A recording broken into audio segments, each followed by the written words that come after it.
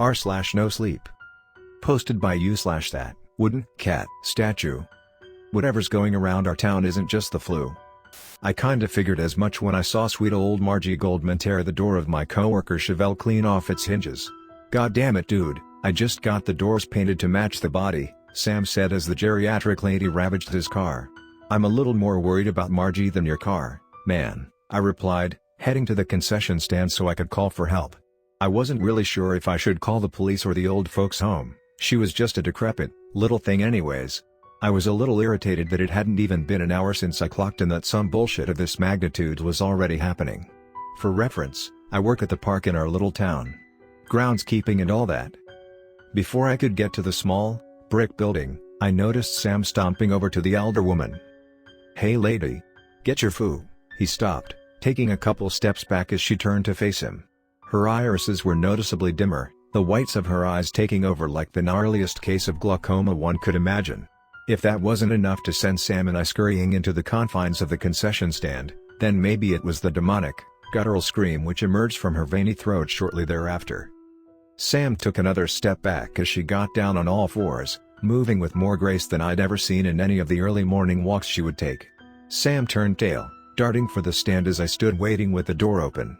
He blew past me, the old woman mere feet behind him as I slammed the door shut in her face. I think the debate on calling the police was over. I ran over to the window of the concession stand and drew it shut, making sure it was also locked. I dialed the police as quickly as possible as Sam did his best to barricade the building. If she's strong enough to pull a car door off, then I'd hate to imagine what she'd do to us if she got through that door. The police were slow to get there, even though the police station was less than half a mile down the road. I guess I shouldn't be surprised. I'd be hard-pressed to believe that Marge was capable of destroying a car if I hadn't seen it happen before my very eyes. Dude, what the fuck is going on? Sam spilled, his breaths falling out in short, rapid successions. I tried my best to explain the situation away, but there didn't seem to be a reasonable explanation for anything we'd seen.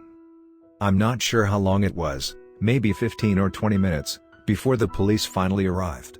I saw the cruiser lackadaisically cruise up to the building through the window. It's all good, man, the cops are here, I reassured, patting Sam's back as he nervously munched on a bag of potato chips. As I saw Officer Weaver, as I said before, we live in a small town and everyone was pretty familiar with one another, get out of his patrol car. I could see his demeanor immediately shift. Marge hadn't seen him yet, her soft scratch perpetually emanating from beyond the door. Miss Goldman, are you alright? I could hear him say, the scratching stopping immediately. Officer Weaver took a step back, dropping to his knee as he unholstered his gun. Suddenly, Marge came into view, moving quickly on all fours once more. I'm not sure how many shots rang out, but I wouldn't be surprised if he'd emptied the whole clip into her. The last thing I saw, before dropping to my ass and covering my head, was bits and pieces of Miss Goldman's head taking up residence on the ground. A little while passed before someone knocking at the door brought me out of my daze. Open up, it's Officer Weaver, you guys alright? He called out. We made our way to the door, still shaken up from what we had just seen. The heavy-set man was dripping with sweat, his bald head glistening in the morning sun. His training must not have covered old ladies with superhuman strength. His choppy breaths and anxious demeanor was sorely apparent. I hadn't noticed an ambulance, along with our co-worker Sienna, had arrived while we were shell-shocked in the concession stand. I couldn't make out what she was saying to the paramedic as he wheeled a gurney holding a body bag into the back of the ambulance, but I could tell she was in absolute hysterics. Boys, I hadn't noticed the officer trying to get our attention as we watched the chaos unfold all around us. I'm sorry you had to see that, are you okay? He continued. Sam and I exchanged glances, silently agreeing that we were not, in fact, okay. I didn't want to keep him, or Marge's corpse, here any longer than necessary, reassuring Officer Weaver that we were all right, just a little shaken up. Good. He paused, choosing his next words carefully, just a little flu going around. People are sick, you know? He looked at us both awkwardly, seeing if we bought any of the bullshit that just spilled out of his mouth. We remained silent. Anyways, try to keep this quiet until we find out some more info, he said, patting our shoulders before returning to his squad car. Just as quickly as they'd arrived, the ambulance and Officer Weaver cruised out of the park until the weeping willows swallowed them up in the distance. Sienna ran over to us, her face wrought with worry. What the fuck just happened? She cried, her her hands outstretched. Sam and I looked at one another, then back to the road to make certain that the officer was gone. We sat in the concession stand, recounting the story to Sienna, who seemed to grow more incredulous with each passing detail. "There's no way any of that happened," she said, her once worried eyes now seemed doubtful. "Tell that to the piece of Swiss cheese in the back of the ambulance," Sam shot back. "I mean, you saw them throw her in the back of that thing. Be a pretty expensive prank, don't you think?" Sienna shot Sam a dirty look, returning her eyes to me. "Please tell me this is all bogus," she said, furrowing her brow. We didn't have any time to convince Sienna otherwise, not that we would have to, as Officer Weaver's squad car came rolling back into the park. "I'm beginning to think it's much, much worse." Sienna, Sam and I stood silently watching as Officer Weaver's squad car careened down the park's gravel road, reappearing through the dense plumes of the weeping willows. Though we'd done nothing wrong, I couldn't help but feel that we were in some sort of trouble. The gravel crunched underneath the car's tires as he came to an abrupt halt, heaving his gelatinous self out of the driver's seat. "Sorry to bother you all again. But," he paused, looking over his shoulder as though someone were following him, "I need you kids to go home, the town's being placed on lockdown." The three of us exchanged puzzled glances. Sienna's anxiety had become nearly palpable. Officer Weaver stood awkwardly for a moment, his normally sunburned face had taken on a pallid complexion, as though he were either going to vomit or go belly up at any moment. Something was clearly off. He sighed. "I suggest y'all ride together, it's not SS." He stumbled over his words, his dewy skin was basically drenched with sweat at this point. "Look, it's just better if you lot ride together, keep this flu thing from spreading so much." This was all bullshit and everyone knew it, though none of us could work up the courage to call him out. Despite his protests for us to leave immediately, we convinced Officer Weaver that we'd head home after we got the park shut down.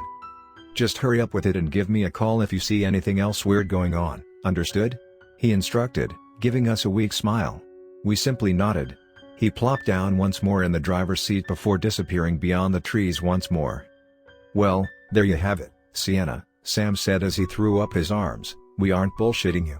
Sienna's crossed her arms and turned towards me, her eyes as big as saucers, the dam threatening to break at any moment. "It'll be fine," I began, searching for the right words to say. "We should probably take your car since," I motioned towards the heap that Marge had left Sam's car in. "You guys can stay at my apartment for a while, just don't mind my roommate," Sam said, finally offering up something other than his usual smart-ass remarks. We spent the next half hour closing up the various buildings through the park, since even in the event of the apocalypse our boss would still find a reason to fire us. We met back at Sienna's car, a beat-up, little, two-door Honda she'd bought with her meager wages since she started working at the park about a year back. We awkwardly piled into the dinky thing and set off down the park's gravel road. "This thing got any suspension left?" Sam quipped as the loose rocks nipped at the sides of her car. "At least it actually runs more than half the time," I replied. Sienna smiled at me and rolled her eyes, the tension seemingly melting away. "Hey, maybe it could be fun. I mean, we hardly ever hang outside of work," Sienna added. I think the only time the three of us ever hung outside of work was when we'd gone to one of the local bars and ended up having to scrape Sam's drunken self off the floor after he'd had one too many. We continued down the park's winding, gravel road for a while, listening to the music that was playing softly from the car's speakers. It's odd, looking back, this moment of peace before shit utterly hit the fan. We hit the four-way leaving the park, Sam giving half-assed directions as we turned left and right through various neighborhoods. "Have you guys noticed anything weird?" Sienna blurted out, her knuckles visibly tightening on the wheel. "No, why?" I replied, feeling a bit uneasy at Sienna's sudden discomfort. "Nope," Sam added, scrolling through his phone, completely disinterested. "There's literally nobody outside," she said. "I mean, it's beautiful out and the streets are just empty." "Well, no shit, Sherlock, we're supposed to be on lockdown," Sam replied, peering up from his phone with an irritated look on his face. We all remained silent for a moment, taking in the barren streets of Elmfield. "Just kinda creepy, I guess," Sienna croaked out, finally breaking the awkward silence in the car. We rounded a few more corners before finally reaching Sam's street. As we closed in on the dingy apartment buildings ahead, I noticed something odd hung up in one of the trees in front of the post office neighboring the complex. As we drew closer, the shape became clearer. It wasn't a something, but a someone. "What the fuck is that?" I blurted, pointing towards the thing in the trees. The car came to a slow, creaking halt next to the entrance of the post office. I pressed my face against the car's window, trying my best to get a good angle of whatever the hell I was looking at. Up in the tree, staring down at us with unblinking eyes, was Daniel Chavez, one of the attendants at our local gas station. His arms and legs were twisted at unnatural angles, his elbows and knees seemingly inverted. His eyes bore the same milky color that Margie's had when she attacked us. Suddenly, Daniel's oddly stiff body began to twist and unfurl as he barreled down the tree at an alarming speed. Everyone in the car broke out in hysterics as Sienna punched the gas, the tires of her old car screeching as we went. We rounded the corner of the complex's parking lot and into the front yard, getting as close to the front door as possible. Like something out of a Scooby-Doo cartoon, we all hopped out and began sprinting for the door. Apartment G9, Apartment G9, Apartment G9, that's all that mattered. We ran up the stairs and past the various units before finally happening on the right door. Sam fumbled with his keys before finally giving up and banging on the door, calling out to his roommate who he referred to as Critter. A minute or so passed before he finally answered, unlocking the door as we all fell at his feet in a quaking pile. It took a while for us all to calm down enough to explain everything to Critter, who seemed more concerned with the fact that Sam brought visitors rather than the demonic thing lingering nearby. Critter was a little younger than us, though his tired, baggy eyes and 5 o'clock shadow would make you think otherwise. Whatever, they can stay, but be quiet cuz I'm trying to sleep. He turned and walked off to his room, running his long, shaggy brown hair through his fingers as he went. We sat in the living room for a while, discussing each other's theories as to what was happening.